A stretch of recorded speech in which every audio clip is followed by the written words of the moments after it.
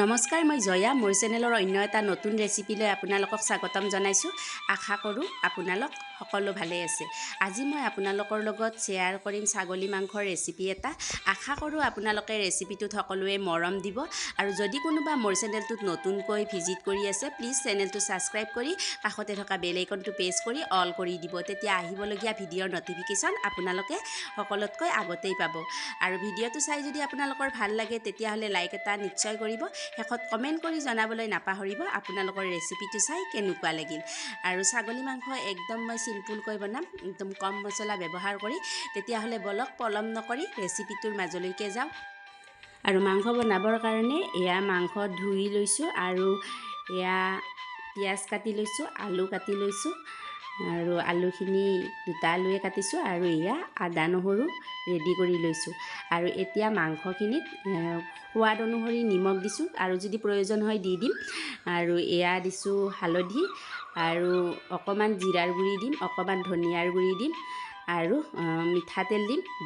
এইখিনি ভালদৰে পিঁয়াজখিনিও দিম ইয়াতে, দি মাংসখিনি ভালদৰে সানি ল'ম।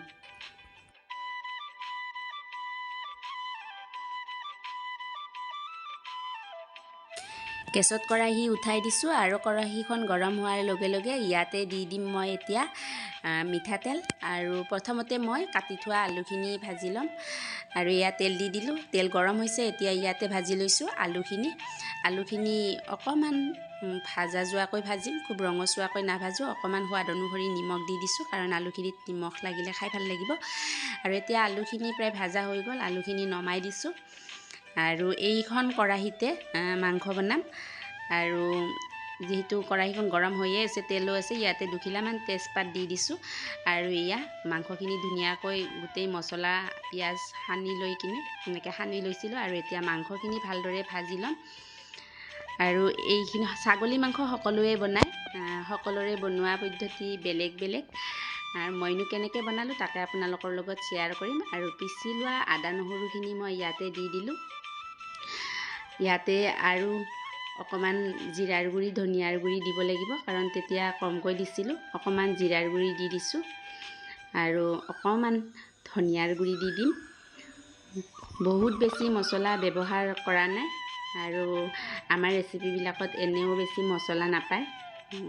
আদা নহৰুটো দিয়া যায় বাৰু, কিন্তু জিৰাৰ গুড়ি ধনিয়াৰ গুড়ি খুব কমকৈ ব্যৱহাৰ কৰা যায়। আৰু ভাজি লোৱা আলুখিনি মই ইয়াতে দি দিলোঁ। আৰু 10 মিনিট পিছত মই আপোনালোকক দেখুৱাইছোঁ। এয়া মাংসখিনি প্ৰায় ভাজা হৈছেয়ে আৰু এইখিনিত পানী দিব পৰা হৈ গৈছে। আৰু মই 2 লাৰামান দি লৈছোঁ ভালদৰে।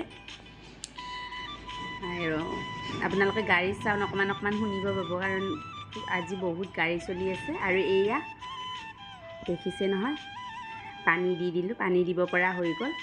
আৰু এতিয়া যিহেতু ইয়াতে শুকান জলকীয়া দিয়া নাই, জলকীয়াৰ গুড়ি দি দিছোঁ। জলকীয়াৰ গুড়ি অকণমান দিছোঁ, বেছি দিয়া নাই। আৰু এতিয়া এয়া উতলিবলৈ দিম।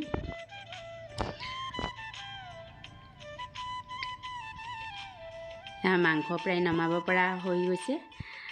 আৰু এয়া হৈ গ'ল মাংস, নমাই দিলোঁ। আশা কৰোঁ আপোনালোকে ৰেচিপিটো চাই ভাল পালে আৰু আপোনালোকৰ মতামত জনাব আপোনালোকৰ ৰেচিপিটো চাই কেনেকুৱা লাগিল। আজিৰ ভিডিঅ'টো আৰু বেছি দীঘলীয়া নকৰোঁ, আজিৰ ভিডিঅ'টো মই ইমানতে সামৰিছোঁ। আকৌ এটা নতুন ভিডিঅ' নতুন ৰেচিপিৰ সৈতে আপোনালোকক লগ পোৱাৰ আশাৰে আজিলৈ বাই বাই।